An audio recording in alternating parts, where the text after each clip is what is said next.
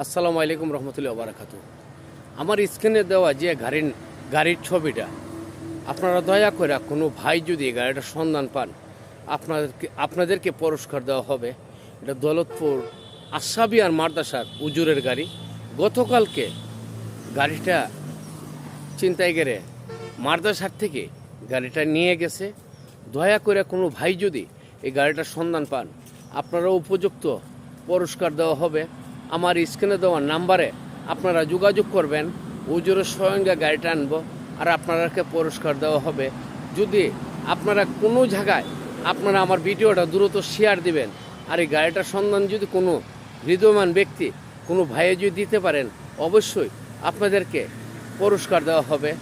আপনারা এই হুজুরের জন্য, একটা মাদ্রাসার শিক্ষকের জন্য আপনারা একটু কষ্ট করেন, একটু পরিশ্রম করেন।